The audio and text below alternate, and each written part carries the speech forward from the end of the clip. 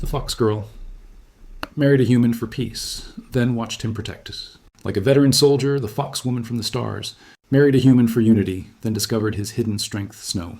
Sifted through the pines in thin, whispering threads, and the cabin's windows beat a warm pulse in the white silence while the kettle tried to sing over a pot of stew, rapidly losing an argument with gravity and heat, which made Ashervale blush and grin in the same breath as he scraped the bottom with a wooden spoon that had already surrendered, and made Leora Kestrel, foxwoman and treaty bride, from a people of velvet ears and gold bright eyes, laugh low enough to curl the air like steam from winter tea.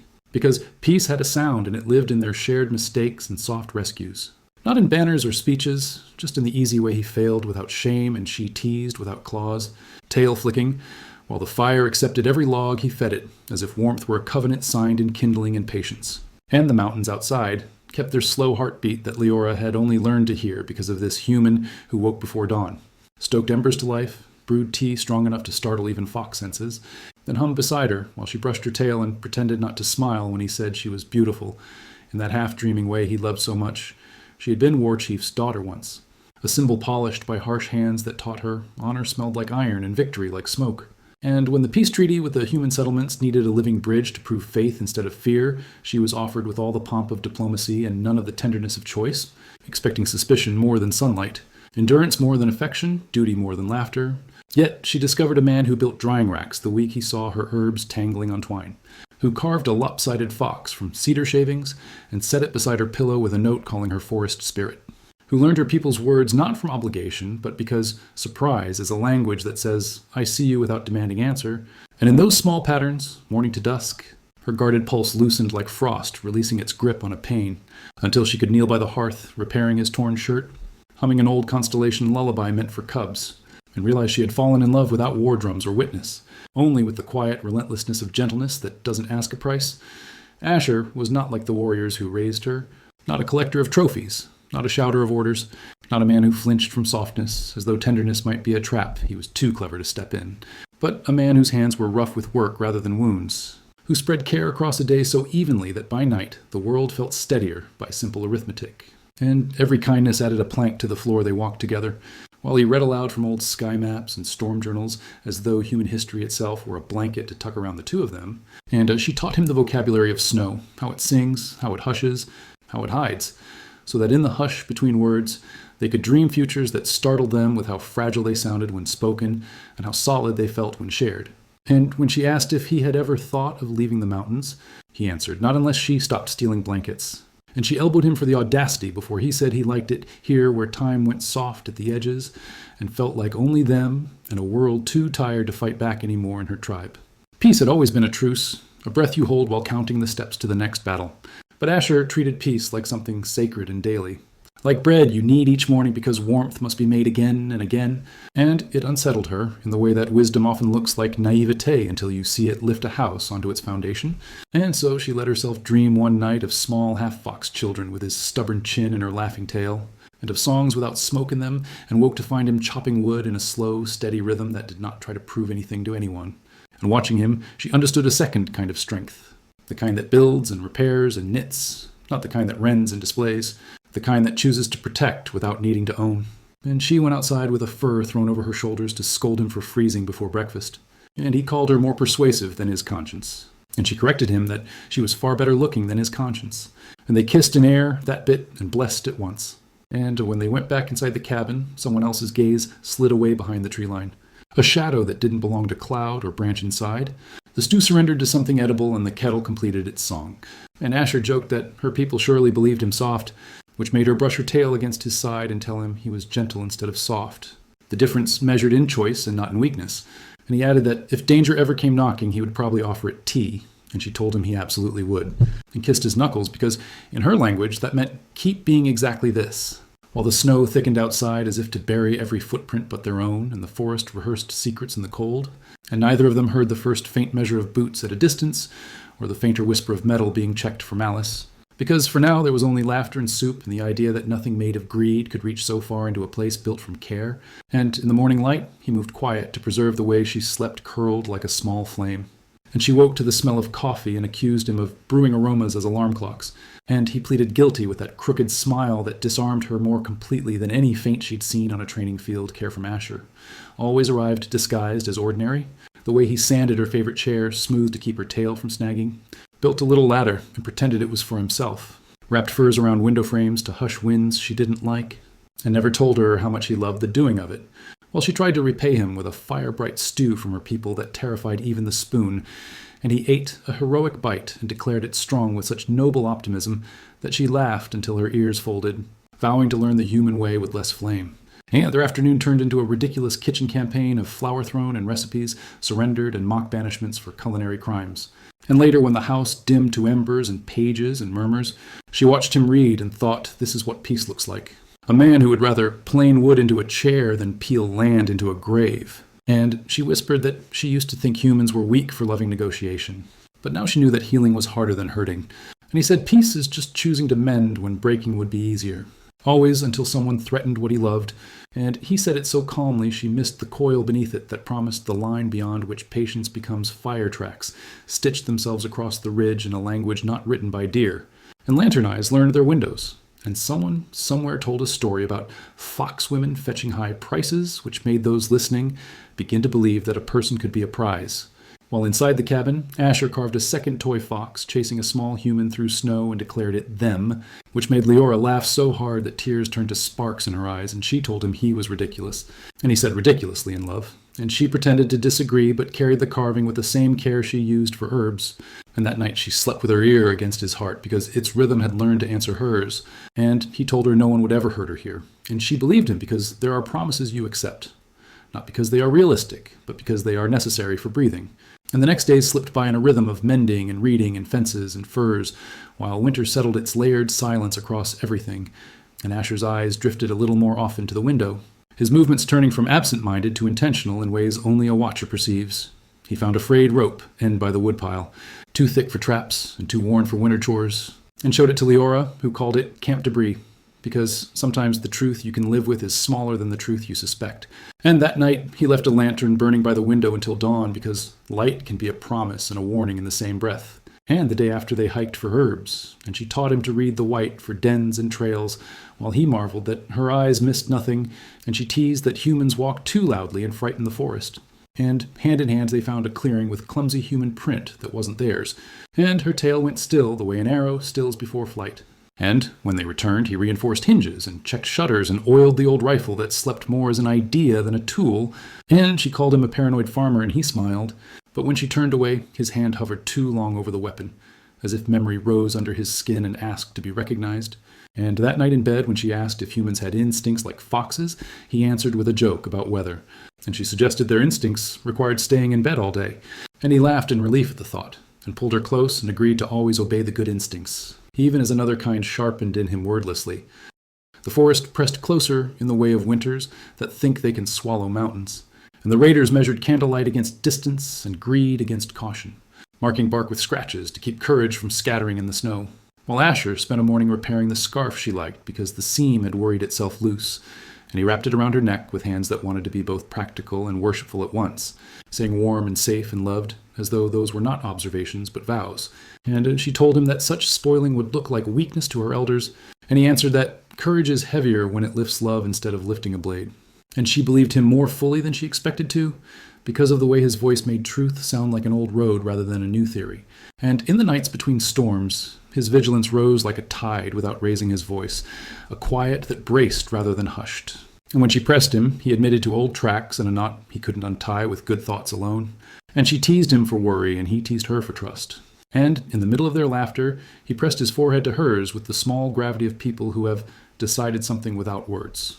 Later, when the wind wrote long warnings across the roofline, she found him sitting at the window, not pretending to fix anything, just looking, jaw set. And when she told him he would make a terrible soldier, he said very quietly that he had been a medic once along a troubled border and didn't carry a rifle so much as he carried people. And she blinked at the newness of a truth hiding in plain sight and held his hands. Because in her world, that is what you do when a secret shows you its scar. And he said he had come to the mountains to forget the way the body remembers terror in the bones. And she told him he had found something better than forgetting. He had found a life, and something unspoken passed between them like a small animal slipping from one shadow to the next, unharmed. And outside the snow crackled as if it too were listening, while unseen eyes moved closer, patient as hunger. And Leora drifted toward sleep with her ear on his chest again, and he stayed awake long after, not restless, but alert, touching the rifle by the hearth, as one touches a portrait of a relative you hope never to visit again, still knowing you will if love calls in that voice you cannot ignore. When the branch broke in the darkness, it was not the forest's mistake, but a human foot, forcing a sentence it didn't understand. And Asher's eyes opened the precise way the fire takes a breath before blooming, and he touched Leora's shoulder and told her to be still with a steadiness that replaced fear with focus, and she blinked awake with her tail flicking under the quilt and asked what he had heard. And he said someone was outside as calmly as if naming weather, and he crossed the floor without sound, pulled on his coat, checked the chamber of that old rifle while breathing once with the deliberateness of a craftsman setting his hands before the first cut, then asked her to hide in the crawl space, because if they saw her first, she would be the weapon used against him. And she hissed that she would not hide while he stood alone. But his eyes had changed in a way that was not cruelty, only resolve, blue gone winter hard around the center of a softness that remained exactly itself. And she yielded because sometimes the more powerful courage is the one that climbs under a floor for a minute so that greater courage can stand unchained when it matters. And she pressed her palm to the rough plank and told him to return. And he promised the ways only a man promises when he means to keep breathing by force if necessary. The cabin shuddered under a blow, and a voice outside declared knowledge and leverage as if naming. Leora turned her into a coin, and Asher answered with one warning shot that split the winter open and made the raiders mistake him for reckless, when in fact he was careful. Then boots and curses and the spray of powder carved their clamor across the trees. And he moved as if the years had not settled at all between him and the skill he had hoped to forget, sliding into cover with the table flipped, reloading without glare or glory, letting breath and recoil ride each other like old companions. And when one man charged through the door, Asher met him with the rifle stock, and a twist that turned steel into failure, bones popping against the math of leverage, while Leora heard the thuds and the breaths and the terrifying precision of it all without the frenzy of rage, only the clean geometry of someone who had practiced mercy so long that violence, when forced on him, became a narrow tool instead of an appetite. And outside a raider shouted a count and a courage, and Asher muttered an answer that tasted like snow, slipped through the side door, vanished into the blizzard's veil, and the night lit itself in white flashes that marked where bodies met ground and did not stand again. She could not stay concealed when love burned through fear, hotter than shame. On, and she pushed up the board and crossed to the window in time to catch only pieces. The hinge of a shoulder moving correctly, a slice of moon on metal, a shape falling into the drift like a failed plan, and when she stepped into the doorway, the wind bit her cheeks, and Asher appeared from the trees with blood on his sleeve and snow in his hair, and that look in his face that was still him but edged, now with something older than vows. And he told her to stay inside, even as his eyes kept measuring the tree line for subtraction problems still unsolved, and the last attacker came with a machete and a snarl, and Asher solved both at once with a sidestep and an elbow that made breath optional for the other man, and when silence took the clearing it did so abruptly, like a door settling back on hinges that had been asked to learn a new language, and Leora's tail hung and her heart ran, and she told him he had killed them, and he said he did not want to, and yet had to, because sometimes the equation of protection leaves no remainder. And he dropped the rifle into the snow and walked to her slowly as if approaching fear itself. And she touched his chest and found his heart racing like hers.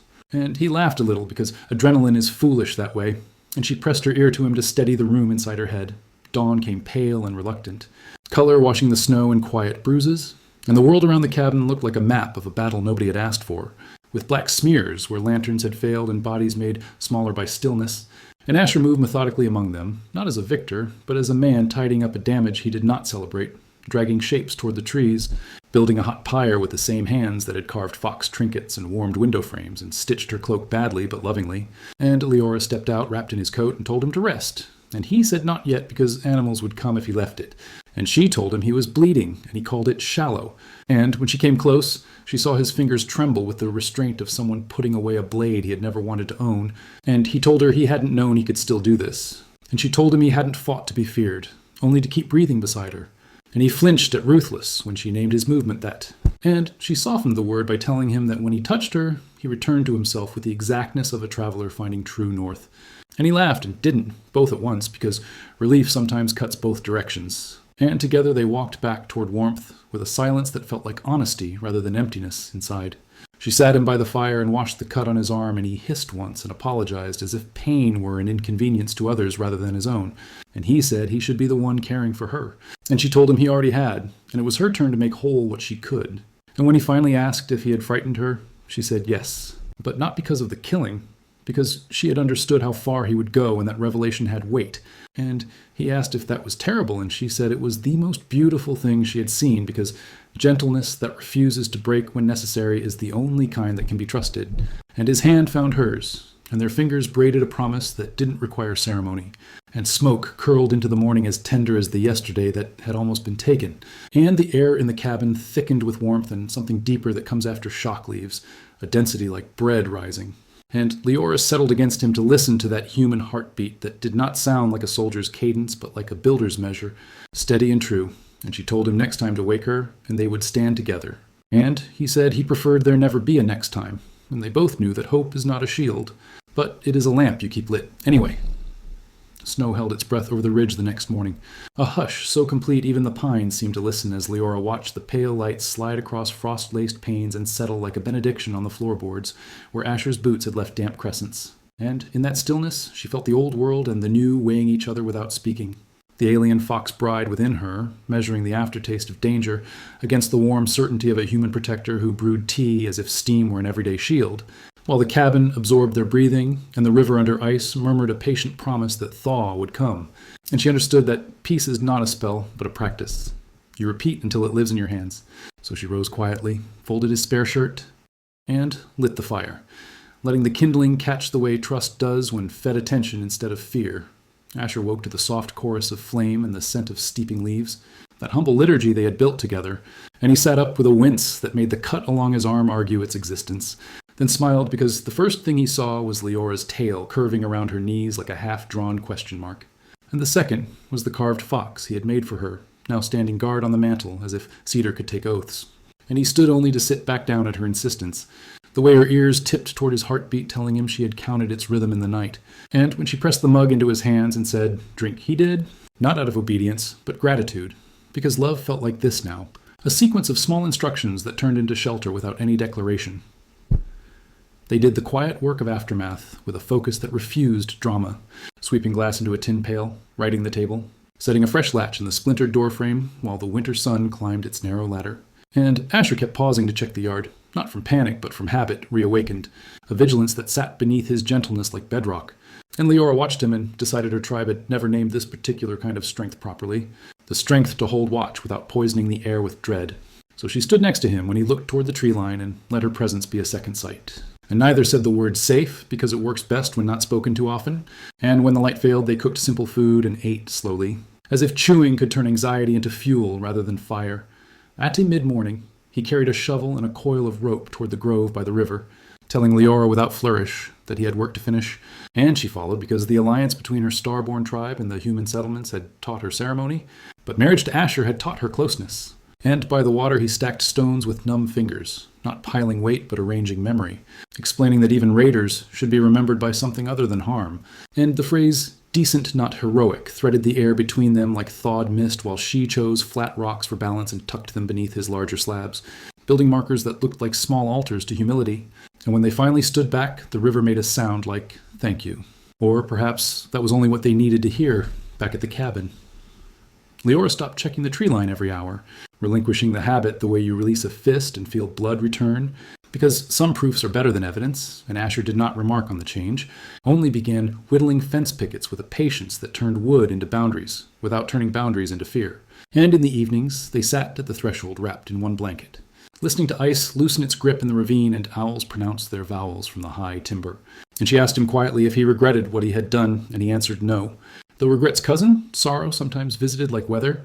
And when she asked what kind of fighter he wanted to be now, he said, the kind who builds a life worth defending with a person who makes defense mean something more than a line in the snow. The days braided themselves into usefulness, herb bundles drying above the hearth and tools laid out on the table like a language unfolding. And Leora sang while she worked, little fox lullabies that made the rafters remember stories, not all of them human, and Asher carved handles and pegs and the pieces of a gate that would swing true the first time.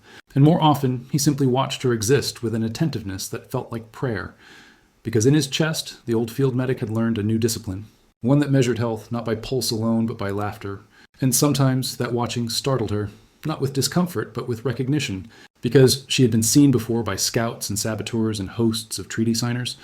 But this was different. This was being witnessed and welcomed in the same breath. When the storms relented, they planted a shallow bed behind the stove vent where steam kissed the soil warm. And she drew symbols from her people into the dirt with a twig. Spirals for return, feather lines for luck, small triangles for home, and asked him to place seeds with his large, careful fingers, which he did as if dropping anchors into the future. And afterward, he repaired the outer fence not from anxiety, but pride, shaving each post until the grain gleamed like water and setting it straight by eye because his sense of right angles had always been more intuitive than measured. And when he caught her leaning on the porch rail admiring, she told him he made safety look like art, and he protested that this was just boring carpentry. And she told him boring keeps her alive, which made him drop the hammer and kiss the argument out of her mouth until laughter arrived and settled them both back into the day-on, a morning that wore thaw and sunlight like a new coat. Leora paused at the garden edge with a hand pressed low against her belly, not in pain, but in wonder, and Asher set the spade aside because he knew the difference between those two silences. And when she lifted her eyes, they were bright the way winter water is bright when light first finds it. And she told him she was thinking the forest might get its wish for new life sooner than expected, which made comprehension dawn slow and enormous across his face. Joy stumbling over caution, the way spring stumbles over last snow. And he stepped forward and held her without commentary because some announcements are answered by arms and not by words, and they stood among sprouting herbs and damp earth, while possibility rearranged the furniture of their future without asking permission. They kept the news like a candle cut between them for a few days, not secret so much as sacred. And Asher began sketching a cradle on scrap parchment, lines humble but certain, while Leora chose paints from her tribe's pastels and earth pigments, and together they shaped cedar into a small boat of sleep. His knife following the curves she traced, her brush laying symbols into the wood with the letter forms of kinship, foxtails for luck, and a single human handprint for grounding, so that their interspecies love, the whole Peace Alliance romance they had been asked to embody but had decided to actually live, could become furniture, meaning something a child might touch and understand without politics. And when they set the finished cradle beside the hearth, both felt taller, as though making a place for another breath had lengthened their own. That night, the moon whitened the valley until every shadow confessed its edges, and they sat on the porch, folded into a shared blanket, counting the different sounds thaw makes when it persuades instead of pushes. And she asked if he believed the world would ever stop fighting, and he told her perhaps not, but perhaps it could learn to rest. And she called that a very human answer in the tone you reserve for compliments that you pretend are jokes, then kissed him in a way that let the joke pass into truth. And somewhere below them, a fox called. The cry once a war trumpet in her mind, now a homecoming bell. And she listened without flinching, because love had rewritten the glossary of her instincts, replacing dread with attention and alertness with tenderness, until the sound finished and left the night larger rather than smaller in the days that followed. Asher's body remembered ease even as it kept a small corner ready. A veteran's reflex stored like a folded coat by the door, while the rest of him was wholly present, checking hinge squeaks and stove valves as acts of devotion. Carving tiny toys he claimed were for practice, though he shaped them with the same reverence he gave to the cradle. And Leora teased him for building an entire wooden village before there was anyone to play with it, to which he answered that maybe the toys were for him, proof that hands once made for triage could learn a longer, lighter craft. And she touched his knuckles in that wordless blessing she used when language would have only complicated what gratitude had already made simple. They walked to the river again, and this time brought no rope and no shovel. Only 2 cups of tea and a length of ribbon from her people, dyed with mountain flower. And they tied the ribbon to a low branch over the water to mark the season, the kind of marker that celebrates rather than mourns. And Asher told her about the border skirmishes in a voice that did not try to make him righteous or pitiable, only accurate. And she told him about the trials her tribe required of warriors, and how she had passed them all without ever believing victory would make her feel whole. And together they looked at the stone markers on the far bank growing soft under moss, and agreed that remembrance could be a kind of mercy. The kind that refuses to simplify a life down to its worst hour when rain finally replaced snow. The roof learned a new music, and the path to the woodpile turned to dark ribbon mud. And Asher installed a gutter he had promised to build last autumn, while Leora laughed at the way he argued with downspouts as if they were stubborn oxen. And in the evenings, they read to each other, him from herbals and histories, her from the star chronicles that had once made her think destiny was only written above, not grown below, and at the margins of the page their fingers overlapped like punctuation that belongs to one sentence rather than 2, and when thunder rolled close they both counted without fear, calibrating the space between flash and rumble, the way you calibrate the distance between risk and courage until numbers become reassurance. The first true green week arrived like a confession. the valley undoing winter with so much sincerity, even the crows seemed surprised. And Leora tended seedlings in the small window garden while Asher planed a cradle rocker, smooth as riverstone, and they paused sometimes to watch, each other with a focus that felt like dusk, the hour when details soften and essentials remain. And there were moments. She remembered the night of knives, not with shiver, but with gratitude, because it had stripped their story to its beams and shown what the house was built of, and those beams now held more than the roof. They held the promise of a small new heartbeat, folding itself into the cadence of theirs, without needing permission from either tribe or treaty. By late spring, the fence wore a thin sheen of weather-like polish. Herbs breathed their sharp essays into the air, and a pair of curious jays decided the porch rail was a parliament convened for the purpose of watching humans be ridiculous. And on a bright afternoon, Leora returned from the stream with her tail swinging in unconcealed delight, and handed Asher a twig charm, a fox carved quickly from bark with tooth marks where she had worried it into shape, calling it a protector's token. And he said he was no hero, and she told him that was precisely why the token fit the man, not the myth, and he hung it on a leather thong around his neck where it tapped his sternum when he breathed. A small percussion, reminding him that courage had changed its instrument. At dusk, they settled by the hearth, and Leora let her head find his shoulder, the place it always seemed to reach even when she entered a room from the other side. And she murmured that once she believed strength meant making others afraid, while today she had watched him make fear itself dissolve by refusing to be ruled by it. And he brushed the back of his hand along her cheek, and told her she had taught him that mercy can be a discipline instead of a mood. And they fell quiet in that living silence couples discover after surviving something sharp. The kind of quiet that is not absence, but presence. And the fire threw its old arithmetic across the ceiling, adding and adding without reaching a sum. Because some equations are meant to be lived and not solved. When sleep came, it brought no ambush and no dream of alarm. Only the soft logic of bodies at peace, her ear settling over his heart in the old habit, and his hand falling to the slope of her belly in the new one. And the cabin breathed with them, boards expanding, coals settling, night animals conferring outside about matters that did not involve them. And somewhere beyond the tree line, a wind changed its mind and went another direction. And if the mountain remembered the storm and the blood, it also learned a different memory now. The one made of human tea and fox song, of an alien bride, learning a human's ways not as concession but as choice. Of a human protector willing to become a veteran again only when love required, and of both learning to let strength and kindness braid rather than compete. The season deepened into green that hummed, insects making choirs of persistence, while the river spoke in glints, and the mountains shed their snow like old armor. And Asher found himself whistling as he mended the roof seam, a tune so casual it startled him because contentment had always arrived in whispers before, never in full melodies, and below him, Leora spread drying herbs across a linen cloth, her tail moving in slow arcs that matched the rhythm of his hammering, both of them working in the language of long trust where silence was not absence but harmony. And when he climbed down and wiped sweat from his brow, she handed him water with the half-smile of someone who has learned to love another's ordinary as much as their bravery, the kind of smile that stays even when you look away, and he thought peace could be measured exactly in moments like that. In how hands reach for tools instead of weapons, without anyone needing to comment on the miracle. At dusk, they walked the edge of the valley where the treaty markers stood half buried under ferns. Wooden posts carved with both human runes and fox sigils, symbols of unity that time had begun to fade. And Leora touched the weathered grooves and said softly that peace between tribes was still fragile, like parchment that tears if folded too quickly. And Asher answered that the only treaties that last are the ones rewritten each day by the people living them, and she leaned her head against his shoulder because that sounded wiser than anything she'd been taught at the war school, and they stood until twilight thickened into velvet, until fireflies stitched gold into the air and the world felt for a heartbeat like it had forgiven itself. And on the walk home she told him stories of the stars she came from, of constellations that carried fox legends across galaxies, and he listened with that quiet fascination that never turned curiosity into interrogation, and she realized listening could be its own kind of worship. The next morning a messenger from the lowlands appeared, a solar courier drone blinking amber over the ridge, its hum slicing through birdsong, and Asher caught it from the air with a practiced hand, while Leora watched warily because machines still carried the accent of human politics she distrusted, and the hollow unfolded to show the emblem of the Interworld Council requesting confirmation that the peace envoy bride remained alive and cooperative, phrased in language so cold it made her fur bristle, and Asher read it twice before sighing and saying, "Bureaucracy travels slower than compassion." And he drafted a reply that said she was alive, thriving, and planting gardens. Nothing of the blood or the night of defense. Only truth measured in gentleness, and when the drone left humming back toward civilization, Leora asked if he ever missed the wider human world.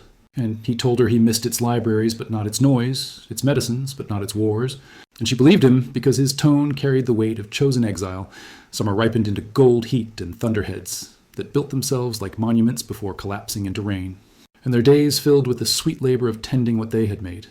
Asher shaping an irrigation channel with stones, Leora harvesting herbs that perfumed the entire cabin, and every evening they wrote a few lines in a shared journal, not for history, but to remember how days feel when they are whole. And one night she caught him sketching her profile in the margin with the same clumsy devotion as his first carving, and she teased him for the uneven ears until she saw his embarrassment and leaned across the table to kiss the smudge from his cheek, telling him art that loves its subject is never imperfect. And his laughter joined hers until the room forgot the echoes of gunfire that had once haunted its beams, and the journal lay open under lamplight, pages fluttering in a breeze that smelled of rain and rosemary.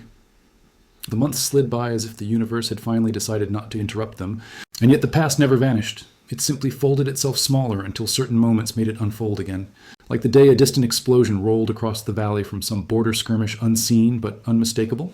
And Asher froze mid-stroke with the saw, while Leora looked up from the garden, both recognizing the sound by instinct. And after the echo faded, he said nothing, only walked to her and took her hand. And she felt the tremor of memory in his grip and answered it with stillness. And together they listened until the birds returned, and she whispered that even the mountains sometimes remember. And he replied that remembering is not the same as reliving.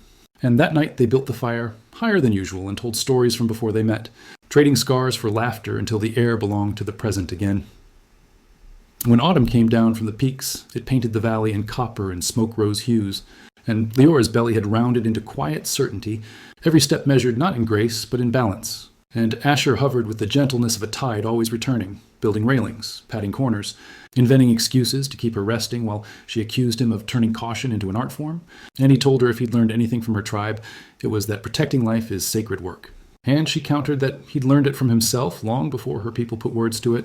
And sometimes, when she woke in the small hours, she would find him sitting by the cradle tracing its carvings, as if memorizing each line against the possibility of loss. And she would watch him until her heartbeat slowed because seeing his vigilance had become its own lullaby, proof that love could guard without caging. The birth came with the first frost, the air outside brittle enough to snap sound. And inside the cabin, light flickered in long gold waves across wood that had seen both battle and laughter. And Asher knelt beside her while she labored through pain that belonged to both species and neither, his hands steady even when his voice shook, and when at last the cry came, thin, wild, undeniable. The mountain itself seemed to echo it back in approval, and Leora lay back with tears and exhaustion, while Asher lifted the small bundle that blinked at him with one golden eye and one blue. A living treaty, a breathing proof, and he whispered hello the way men speak to miracles they didn't think they deserved, and placed the child against her chest where fur and skin and warmth met without boundary. And outside the storm began to fall in flakes so slow they looked like feathers descending from the stars. For days afterward, the cabin became a world inside a world, its clocks meaningless, its chores forgotten, every sound calibrated to the infant's breathing, and Asher moved through those hours as if carrying glass filled with light, heating milk, stoking embers, pacing at midnight while Leora slept at last, and he found himself praying without words, not to gods, but to the idea that kindness should have longevity, and when she woke, he would smile at her the same way he had the first morning of their peace, and she would smile back, aware that gentleness, once proven in fire, becomes unbreakable, and they named the child Oren, meaning dawn in her language, because that is what the world looked like now. Not new, but lit differently, edges softened by hope. Winter returned with modest grace, snow feathering the roof, but never with menace. And Leora taught Oren lullabies that spoke of constellations, while Asher carved small figurines to dangle above the cradle, one shaped like a fox chasing a star, and another like a human hand catching it. And the baby's laughter when the light struck the carvings made them both pause in astonishment because it sounded exactly like the laughter they had shared over burnt stew months ago. And Asher whispered that maybe the universe keeps its promises after all. And Leora told him the universe merely learns from those who teach it. And he laughed softly because teaching the cosmos through love sounded like something she could do without even noticing. And outside, the pines bowed under snow, not from defeat, but from abundance. As seasons circled again, travelers occasionally passed near the valley, scouts, traders, a priest once with metallic eyes, and all left with stories of the human and the foxwoman who lived as if the war had never happened. And rumors turned them into legend faster than truth could travel. Tales of a veteran healer who guarded a starborn wife and their child, who bore the color of unity. And though neither Asher nor Leora sought fame, they didn't hide either. They simply lived so loudly in kindness that the world could not help but listen. And when letters arrived from the council requesting audience, Asher penned polite refusals, citing snow, crops, or the child's cough until the messages stopped. As if bureaucracy itself grew tired of interrupting peace by the third spring, the garden had expanded into terraces cut along the slope, herbs and flowers mingling in deliberate chaos. And Oren toddled between rows, pulling at stems, while Leora followed with patient laughter. And Asher repaired the roof again because roofs, like peace, demand maintenance. And when dusk slid down the peaks, they gathered on the porch and watched the first stars appear. And Leora pointed out one she claimed was the path her ancestors traveled to find Earth. And she told Oren that from there they could see the valley's light like a heartbeat, proof that even distant civilizations would know love existed here. And Asher listened, his hand resting over hers, and thought maybe that was how history really moved forward. Not in treaties or parades, but in quiet homes that refused to disappear. When storms came that year, they came softly, and the forest no longer whispered of violence, but of renewal. Moss reclaiming the charred marks where lanterns had once fallen. Deer returning to paths left empty too long. And sometimes Asher walked to the ridge alone to watch fog climb the pines and think of the man he had been before her. The medic who patched strangers, only to watch them die. The exile who sought silence instead of healing. And he understood now that gentleness had not been a disguise for cowardice, but a strategy for survival. And as the fog parted, he whispered, "Thank you," into the air, not sure if he meant it for the mountain, for fate, or for the fox woman who had turned a cabin into a universe. That evening, Leora found him there, and they stood side by side, watching the last light drain from the horizon, her tail brushing against his coat, her eyes reflecting the twin hues of their child's. And she said softly that every piece must learn to defend itself, but maybe theirs could teach others to do so without hate. And he nodded because the idea felt true, and when they returned home, Oren was asleep, a small bundle of warmth between their pillows, and they lay beside him listening to the breathing that had become the center of their world. And as snow began again, lazy and harmless, Asher whispered that the universe had given him everything he needed to believe in it again. And Leor answered that perhaps belief was just another word for love that refuses to die even when tested. Snow lingered only in the shaded folds of the mountains now, retreating each day as if giving permission for life to return, and the valley where the cabin stood pulsed with color. Moss, the shade of new breath, blossoms trembling in the wind like laughter made visible, the stream swollen with meltwater and running fast enough to sound like applause, and inside that steady heart of wood and stone, Asher watched Leora teaching Oren how to walk between the rows of herbs, her tail circling protectively around the child each time his small feet wobbled. And something inside him ached in that sweet, impossible way love does when it realizes it has built everything it once feared to lose. And he leaned against the doorway, arms crossed, memorizing them, not with panic but reverence, as if memory itself were an act of prayer. The seasons had turned them into rhythm instead of story, their lives no longer divided by before and after, but by the gentler measurements of chores and growing, sunrise and starlight, and Leora often found herself humming while she worked. Melodies from the home world that once felt like belonging, but now sounded like nostalgia for something she had already surpassed. Because Earth, this fragile piece of soil and smoke and laughter, had made her more than a daughter of the stars. It had made her a woman who knew what home truly meant.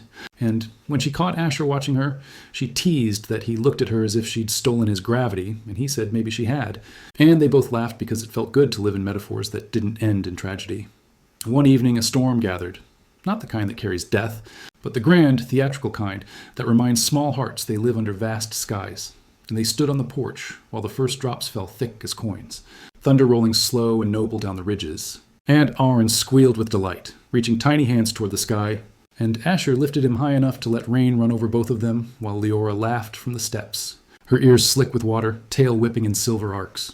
And in that moment the universe seemed close enough to touch, not infinite, but intimate, as if every world that had ever warred or loved or feared had paused to watch the small proof of what peace could make when it refused to break after the rain.